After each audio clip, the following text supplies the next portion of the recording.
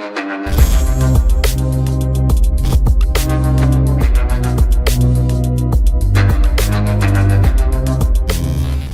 वालेकुम गाइस, कैसे हैं आप? उम्मीद करता हूं कि आप सब खैरियत से होंगे, खुश होंगे और हमारी दुआ है कि हमेशा खुश रहें, हंसते और मुस्कुराते रहें।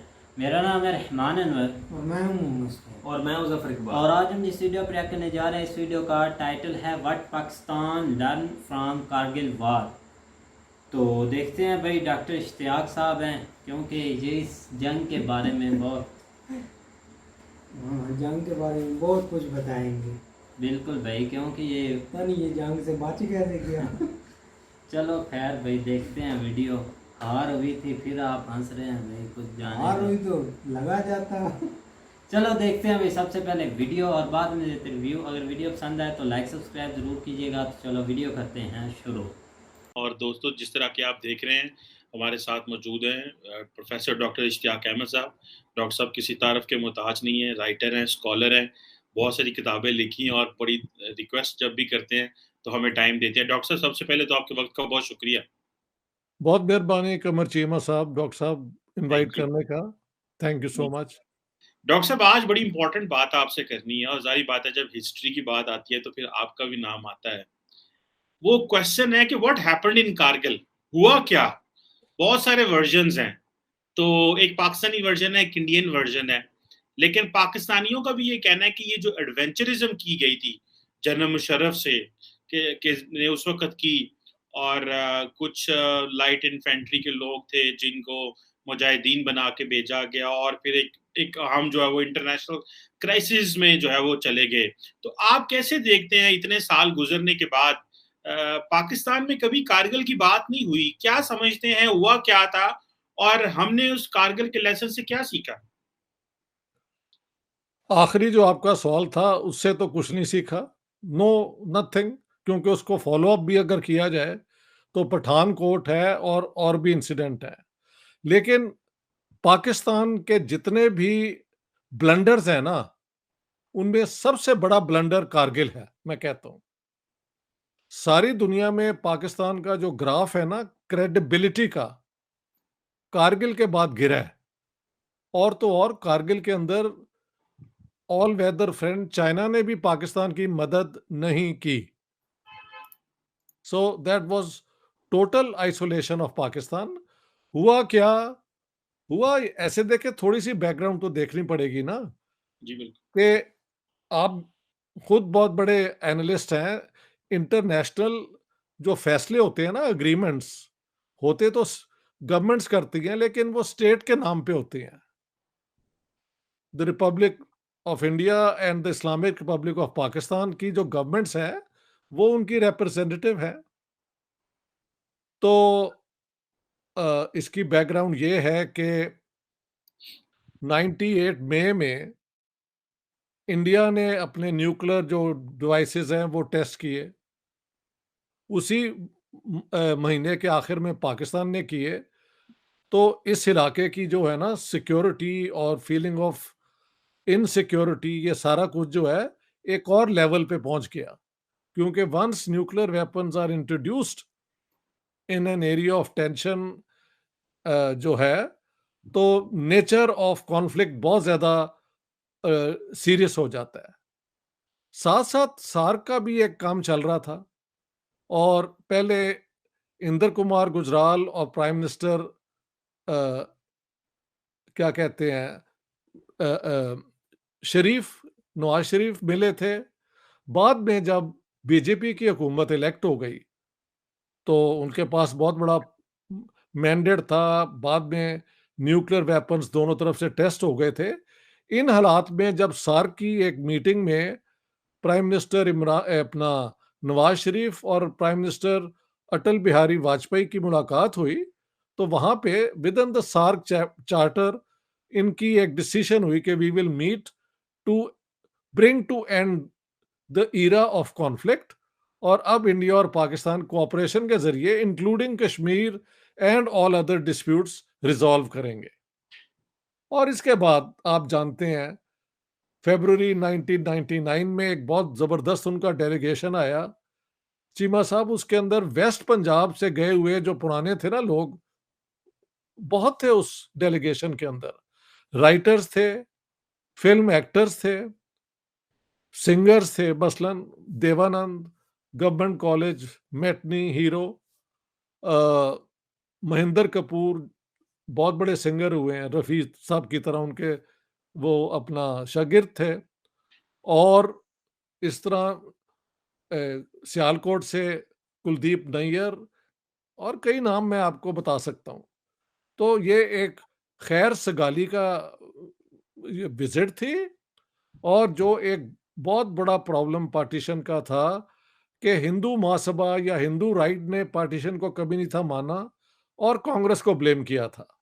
लेकिन वाजपेयी साहब on his own initiative went to Pakistan Minar, और वहां पे उन्होंने ऐलान किया कि आज के बाद जो हमारा एक था ना कि हम पार्टीशन को नहीं मानते, वो खत्म हो गया है।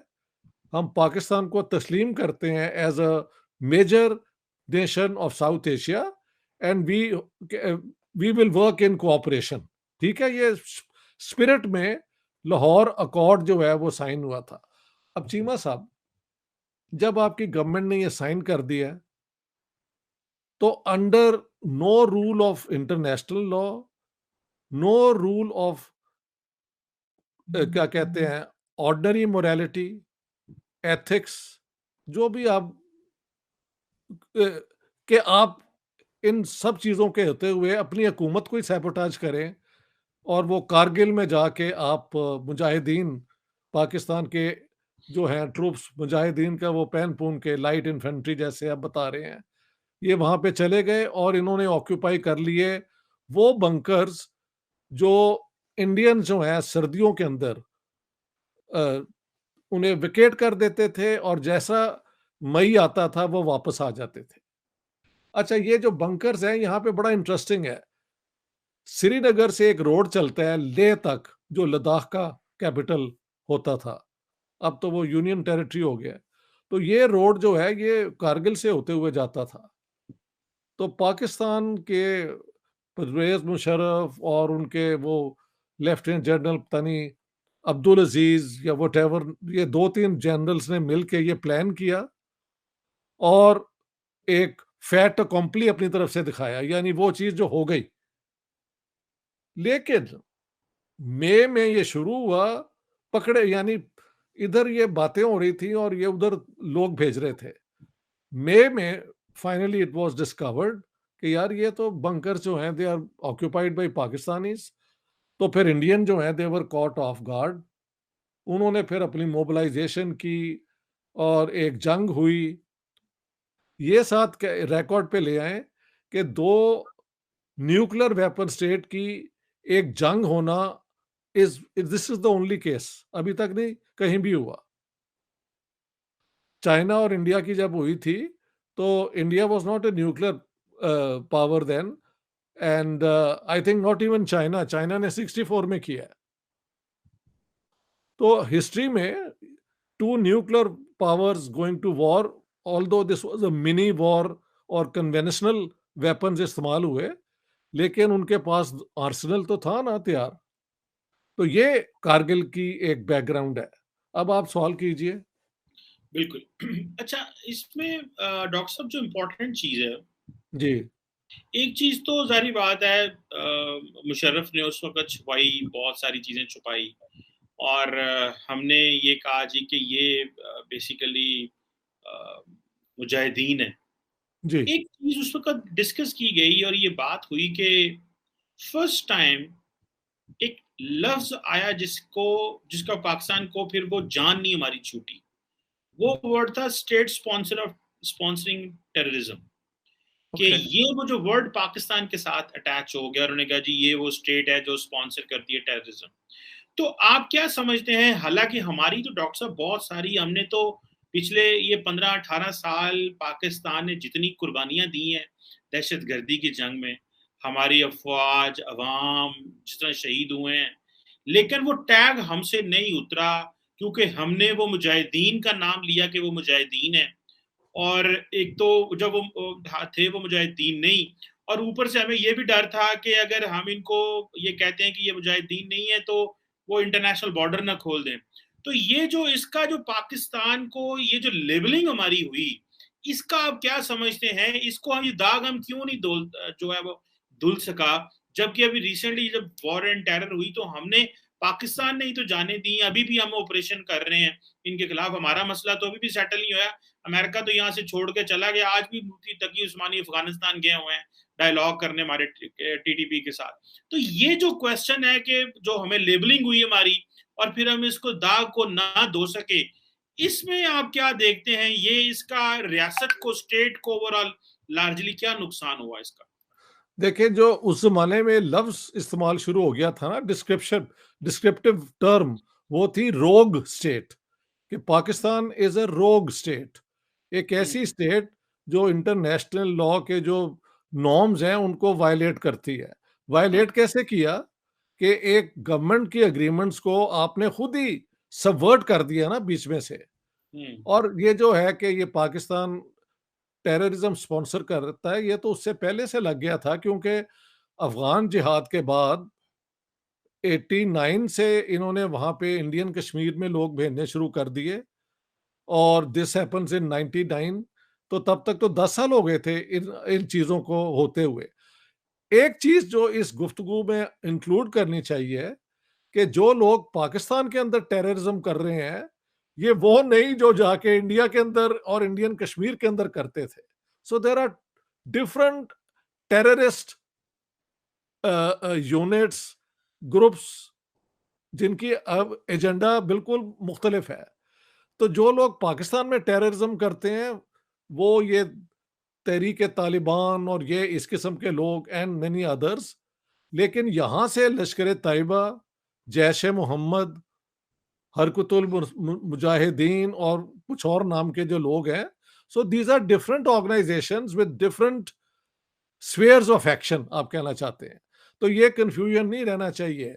दुनिया बिल्कुल मानती है कि पाकिस्तान के अंदर टेररिज्म हुआ है, लेकिन वो कहते हैं why did you promote terrorism?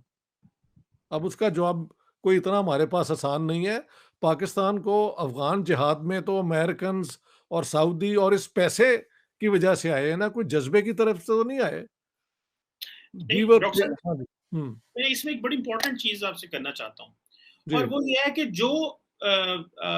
जो तंजीमें जो कश्मीर में थी, हमने कहा जी कि ये जिहाद कर रही हैं। जी एक वक्त था हमने कहा जिहाद कर रही हैं, और एक वक्त आया कि इमरान खान ने कहा कि जो अफगानिस्तान, जो कश्मीर में जाके, इंडियन ऑक्युपाइड कश्मीर में जाके जिहाद करेगा या गन पकड़ेगा, वो पाकिस्तान का दोस्त नहीं है, वो पाकिस्तान का दुश्मन है। और फिर अभी पाकिस्तान, जो ये इमरान खान के लफ्ज हैं, और अभी फिर पाकिस्तान ने हाफिज सईद को सजा दी है एफएटीएफ में से बचने के लिए। तो ये जो आप समझते हैं, आप नहीं समझते पाकिस्तान ने बहुत देर कर दी, और इनको बहुत पहले हमें फैसले कुछ कर लेने चाहिए थे कि शायद ये अगर पहले फैसले कर लेते तो हमारी जान जो है वो छूट जाती। हमने जो लेट फैसले किए, जो हम इंतजार करते रहे, और बहुत सारे लोगों को ये कहना है कि इनकी मेन स्ट्रीमिंग कर लेते, क्योंकि जो मुजाहिदीन कश्मीर में जहाद कर रहे थे वो तो आज भी मेन स्ट्रीम हुए हैं, मतलब उन्होंने रियासत के खिलाफ गन नहीं उठाई। तो जो मेन स्ट्रीम है इनको बहुत पहले कर लेते, ये मेन स्ट्रीमिंग से मुराद ये है इनको माफ कर देते और मान लेते कि भाई ये लोग इन्वॉल्व रहे हैं माजी में, इनको हमने जहाद के लिए इस्तेमाल किया, लेकिन अब इंटरनेशनल पोजीशन बदल गई है।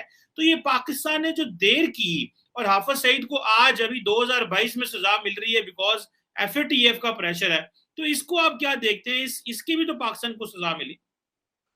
बिल्कुल, आपने क्योंकि खुद ही सम अप कर दी है, तो I can only agree with you. अभी भी जैश ए मोहम्मद के जो हैं वो अपना मौलाना मसूद, उन पे कोई एक्शन नहीं ना हुआ। बैन तो है वो तंजीम, लेकिन एक मुझे मेरी आंखों के सामने वो सारा हुआ था।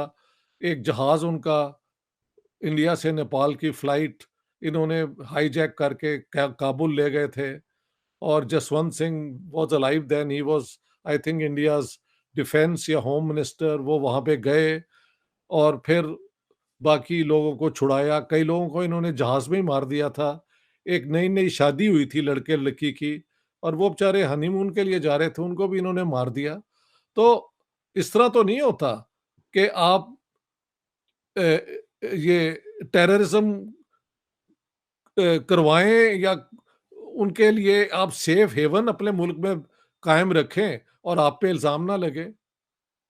आपके ऊपर जो टेररिज्म हुआ है वो बिल्कुल और ऑर्गेनाइजेशंस हैं, ज्यादातर वो अफगान ऑर्गेनाइजेशंस हैं। आप कह सकते हैं आप बलूचिस्तान की लिबरेशन आर्मी के साथ भी अब इस किस्म का हो रहा है, कुछ फाटा के अंदर फॉर्मर होता रहा है, बट उनका एजेंडा जो पाकिस्तान के लिए है वो बाकी दुनिया में अप्लाई नहीं होता। हमारे जैसे आपने कहा इनको पहले ही आप एक तो इनको आप डिसमेंटल कर देते। तो इमरान खान का ये बयान मैंने नहीं देखा, लेकिन अगर आप कह रहे हैं तो मैं बहुत खुश हूं को ये उन्होंने बयान दिया है। जी but as you have noted it is late in the day, अभी भी कंप्लीटली नहीं ना उन्हें सेटिस्फाई कर सके। मौलाना अजहर जो है, मसूद अजहर या वट एवर इज नेम, वो भी हैं और कुछ और लोग हैं, लखवी और ये और वो, who have not been put on trial yet। लेकिन आप देखें इमरान खान वो क्या कहते हैं, शेख रशीद ने खुद ही कह दिया कि देखो जी इन्होंने बता दिया था कि अजमल जो है कसाब वो पाकिस्तानी है। ये अभी रिसेंटली हुआ है और ये सारी उम्र कहते रहे हैं कि वो तो पाकिस्तानी नेशनल ही नहीं था। आपके अपने होम मिनिस्टर ने ये कह दिया यार। उस दिन इंडियन मजाक उड़ा रहे थे कि यार एक दिन आपके अपने अपना मिनिस्टर ने ये एडमिट कर दिया है। So you see this doesn't work international politics में। बिल्कुल सही कह रहे हैं। तो डॉक्टर साहब ये बताइएगा जो चाइना फैक्टर है उसमें वो क्या था? सुनने में आता है कि चाइनीज ने बेसिकली जनरल मुशर्रफ की कॉल्स टैप की और अमरीकियों को बता दिया कि ये इस तरह का प्लान रखते हैं कारगिल में। तो चाइना भी जो है वो भी तो एक चाहता था कि पाकिस्तान जो है वो कोई एडवेंचरिज्म ना करे। तो पाकिस्तान जो है बल्कि चाइनीज तो ये भी पाकिस्तान को कहते रहे कि इंडिया के साथ ताल्लुकात ठीक करें। तो ये पाकिस्तान चाइना की भी क्यों नहीं सुनता रहा इस मामले में? क्योंकि वैसे तो हम बड़ा उसे कहते हैं हायर देन हिमालयाज और डीपर देन पता नहीं की कहते हैं। और बात ये है अपना चीमा साहब, आप तो रहते हैं इस्लामाबाद में, इन सवालों का जवाब मुझसे बेहतर तो आप खुद जानते हैं। नहीं मैंने आप हिस्ट्री से बताया चाइना का बहुत इंपॉर्टेंट है ड्यूरिंग, मैं तो क्योंकि उस जमाने में लिख भी रहा था और किताब भी मेरी गैरजन स्टेट में ये सारी डिटेल्स हैं। और भी मैं एक दो किस्से आपको बताऊंगा विच आर क्वाइट अस्टाउंडिंग। वो देखें आप कि China did support Pakistan on Kargil. तो अब ये आपसे खबर मिली है कि उन्होंने ये टैप कर लिए थे टेलीफोन कॉल और अमेरिका को दे दिया था, which makes it even more interesting कि China did not at all back ये जो पाकिस्तानी एक्शन है। जिस तरह इंडियन हमेशा समझते हैं कि चाइना ही हर कुछ ऐसे नहीं होता यार। हमारे अपना जो है ना डिसीजन मेकिंग प्रोसेस वो दुनिया का सबसे कॉम्प्लिकेटेड है। नोबडी नोज के कौन फाइनली डिसाइड करता है कि क्या होगा। So that's the problem. There is क्या कहते हैं यार, एक पूरी एक there is a curtain and nobody knows के behind this who is the real deep state. ये एक पजल है जो उसकी समझ नहीं आती। आज पता लग गया आपसे, मुझे नहीं था पता कि that the Chinese had transmitted this information, vital information to the Americans।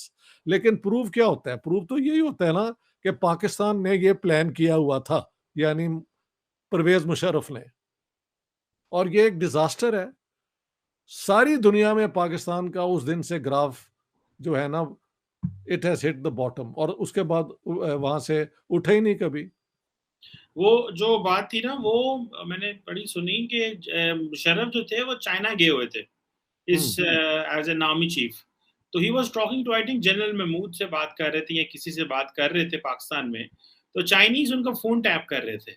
I think he was talking from the room से अपने बात कर रहे थे। मतलब अगर आप you are an army chief and whatever you are talking is something very serious. So the Chinese didn't talk to Pakistan, the Chinese didn't tell Indians, the Chinese told Americans। उन्होंने अमेरिकियन दसता होना कि ए काम पैना है तो जो है ना इन्हां नु डको या इन्हां नु फड़ो या कुछ करो। सो आई थिंक द अमेरिकन्स ने भी कुछ नहीं कहा होगा एंड देन वो मुश्किल में ही फंस गए। और गले के अमेरिकन्स नु पता सी कि होना की है कि ये सारा तमाशा कर लेन। कोई यूक्रेन वाली वॉर तो नहीं है कि उधर रशिया खलोता है कि उधर सारा यूरोप है।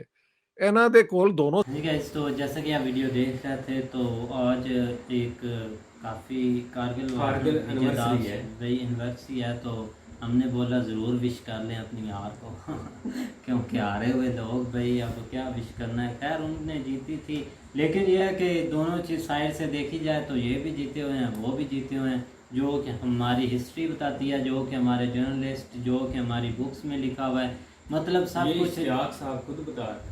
और ये इश्तियाक साहब खुद बता रहे हैं कि हमारे में ये ऐसे, इसको कुछ नहीं हुआ जंग में।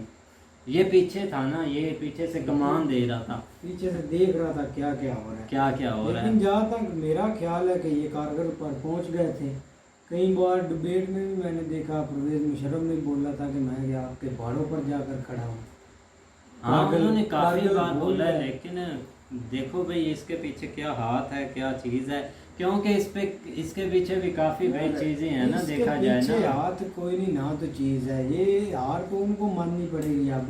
नहीं फिर वापस उन्होंने क्यों आया? वापस ये चीज़ है वापस ना। अब पीछे ऊपर से दबाव पड़ गया, कहाँ से? आपके लोग बिक गए थे, जो कि बिकते आए हैं फिर शुरू से। स्टार्ट किसने किया? स्टार्ट किया तो एंड पर गए भी थे विदाउट ना। प्राइम मिनिस्टर अप्रूवल आप किस तरह स्टार्ट कर सकते हैं? कुछ भी नहीं कर सकते। यार मेरी बात सुनो, नवाज शरीफ ने बोला था फौज पीछे हटाने के लिए, तो उसने भेजी क्यों? तो उसके नॉलेज के बगैर चली गई थी। उसके नॉलेज के बगैर ही गई होगी। नवाज शरीफ के नॉलेज के बगैर गई थी। हाँ, जाहिर बात वजीर है। आजम को पता नहीं, और हम वहाँ पर कारगिल वार में पहुंचे अच्छा, हुए हैं। वज़ीर आज़म पहाड़ों को के पता उस भी साइड। होगा, उसने इजाजत भी दी होगी, आखिरकार वो कारगिल पर पहुंच तो गए थे ना, इंडिया की साइड पर चले गए थे, ये प्रूफ था। सब सब बोलते भी है, लेकिन आज जब ऊपर से दबाव पड़ा, आपका नवाज शरीफ ने बोला भी वापस, तब बेचारे वो जो उनकी एक वो शहीद भी हुए थे, और जो उनको नुकसान उठाना पड़ा तब भी उठाना पड़ा था। पहले तो नहीं ना इंडियन आर्मी ने उनको दबाव में लिया या उनका नुकसान किया था। ये तो चलो, जब ये वापस एक- आ रहे थे तब भी ये ऐसा एक हुआ ऐसी था। बहस है, ठीक है इसके ऊपर, लेकिन ये है कि आप अगर इसकी इम्पोर्टेंस देखें तो ये है कि उसके बाद ही पाकिस्तान का जो है ना, आप देख लें कि वो जिस तरह डाउनफॉल कह लें, उस वक़्त से जो है ना वो शुरू है, जब से ये कारगिल वार में आप हारे हुए कह लें, या एक उनको जो है ना एक ये टारगेटेड हुए थे उस वक्त। बिल्कुल। बहुत सारी तंजीमें बनी, डिटेल ठीक से है ना, वीडियो बहुत बनाए सारे भाई। जो है ना वो कश्मीर में उसके बाद के वाक़े हुए, अफ़गानिस्तान का उस वक़्त एक वहाँ पे भी एक सिस्टम शुरू हुआ। लेकिन फिर भी जो है ना जो सबसे इम्पोर्टेंट चीज़ है वो ये है कि पाकिस्तान के ऊपर जो है ना स्टेट स्पॉन्सर टेररिज्म का जो धब्बा लगा था ना, वो अभी तक जो है ना वो नहीं हट सका, और उसके लिए इन्होंने बहुत कोशिश की है, बहुत सारी कुर्बानियाँ भी दी। हम तो ये कहते हैं ना, क्योंकि जब एक आम लोग मरते हैं इस तरह के अटैक्स में, तो ज़ाहिर बात है यही हम कह सकते हैं कि हमारे लोगों ने उसके ऊपर कुर्बानियाँ दी हैं। लेकिन अब जाके कुछ सुकून भी है, लेकिन अभी तक भी कोई प्रॉपर जो है ना आप कह लें कि हम फुली सिक्योर्ड नहीं है। जिस तरह चीमा साहब बता रहे हैं कि अभी भी एक हमारा वफद जो है ना वो अफ़गानिस्तान गया हुआ है, जिसमें हमारे अब कोई जो है ना वो जो गवर्नमेंट से रेलिवेंट जो कोई या फौज से रेलिवेंट कोई बंदा नहीं है, उसमें जस्ट जो है ना उलमा गए हुए हैं, जो हमारे बड़े जो है ना, जिसमें सबसे मेजर तकी उस्मानी साहब आते हैं, वो गए हुए हैं। वो उनका मकसद यही है कि DTP के साथ बैठ के मुज़ाकरात करें, या जो भी है प्रॉपर बेस्ट हल निकालें, क्योंकि अब इस रीजन जो है ना वो इनकी यही कोशिश है कि इस रीजन में अब ये चीज़ें ख़त्म हों, कि ये तम्बाकू वाला सिस्टम या हर मुल्क जो है ना वो अपने अपने तरीके से आगे बढ़े। लेकिन उसका अब आगे रिज़ल्ट निकलता है नहीं निकलता, वो एक अलहदा चीज़ है, वो उसकी कोशिश कर रहे हैं, देखो अब वो किस हद तक जाती है। लेकिन हार जीत का वो कई पहलू उसके ऊपर इंडिया भी क्लेम करता है, पाकिस्तान भी करता है। वैलिड पॉइंट जो है ना वो अब तक अगर देखा जाए तो वो इंडिया की तरफ से ही है, और पाकिस्तान की तरफ से वो इस तरह नहीं है कि क्योंकि जब ये एज पर इनके कि हम वहाँ पे पहुँचे हैं तो पीछे से फ़ोन आ गया भाई जी आप वापस आ हैं, तो मे भी ये जो है ना अपनी मंजिल तक पहुँचे हैं, या अभी पीछे ही थे, या वहाँ पे जो भी है, उसके बाद इनके जो है ना वो थोड़ा बुरा टाइम शुरू हुआ। उस वक्त इंडियन जो है आर्मी ने इनके ऊपर चढ़ाई की, तो इस तरह का जो है ना वो सीन है। लेकिन ये है कि ये एक तारीख है, इसको कोई भी नहीं चेंज कर सकता, तो उसके लेकिन हमें अब तरीकों को छोड़ना चाहिए, जो तरीक गुजर गई, अब नई जनरेशन, नई दुनिया, सब कुछ बदल तरीके चुका है। नहीं ना कब छोड़ तक तरीक को याद कर कर के मुस्कुराते रहेंगे या सीना चौड़ा भाई, असल में यहाँ इंडिया ने जो है ना वो एक बहुत अच्छा स्टेप लिया है। मैं तो उस चीज़ को इसलिए एक अच्छा कहता हूँ कि उन्होंने जो 370 हटाया है ना, वो उन्होंने हटाया वहाँ की आवाम की फलाह व बहबूद के लिए, कश्मीर के अवाम की फलाह व बहबूद के लिए उन्होंने स्टेप लिया। उसकी रीज़न थी कि कश्मीर में ये चीज़ें जो है ना वो बहुत ज़्यादा थी, जिस तरह स्टोन बेल्टिंग कर लें या बाकी चीज़ें, एक जो है ना एक अजीब माहौल था वो। उसकी वजह जो है ना वो उसमें महबूबा मुफ्ती, वो जो उनके 2-3 बंदे आगे थे जिसमें यासीन मलक कह लें या ये लोग थे, तो उस लिए उन्होंने एक स्टेप लिया कि हम इसको क्योंकि वो जो भी फंड वगैरह इंडिया से मिलते थे उनको जो है ना वो इंडियन गवर्नमेंट की तरफ से उनको जो है ना वो लोगों को फलाह बहबूद के लिए नहीं इस्तेमाल करते थे। उसकी आपने जो है ना वो मिसालें कुछ देखी हुई है, जिस तरह हमने व्लॉग बनाए हैं, जो भी बॉर्डर के करीब या उससे पीछे लोग हैं उनको भी पूरी तरह फैसिलिटेट नहीं किया हुआ। आप देख रहे हैं वहाँ पे अभी भी कच्चे रोड हैं जो नहीं होने चाहिए कितने खूबसूरत इलाके में, तो उसकी रीज़न भी वही है। लेकिन आप उसके ऊपर डेवलपमेंट जो है ना वो शुरू हुई भी है। अच्छा, वो उन्होंने एक काम किया, उसकी वजह से पाकिस्तान जो है ना वो एक ज़िद के ऊपर अड़ा हुआ है। जिस तरह इमरान खान साहब ने कहा कि जब तक वो नहीं अपनी पहली हालत में आता तो उस वक्त तक हम इंडिया के साथ कोई एक अच्छा जो है ना वो सीन शुरू नहीं करेंगे। अभी की हुकूमत ने इमरान स्टार्ट खान ने तो आज भी ट्वीट किया यासीन मलक पर, तो वो यासीन के मलक के ऊपर ही किया है ना, कि जिस तरह उसको राजस्थान जेल में मुझे लगता है लेके गए हैं, वहाँ पे उसने भूख हड़ताल एक स्टार्ट की हुई है। ये इस तरह का कोई है, क्लियर नहीं मुझे पता। भूख हड़ताल की है 5 दिन से की हुई है और अब उसकी सेहत बिगड़ गई है। हाँ, तो उसको अब हॉस्पिटल ले गए आई थिंक, तो इसी वजह से आई थिंक इमरान खान ने भी ट्वीट किया हुआ था।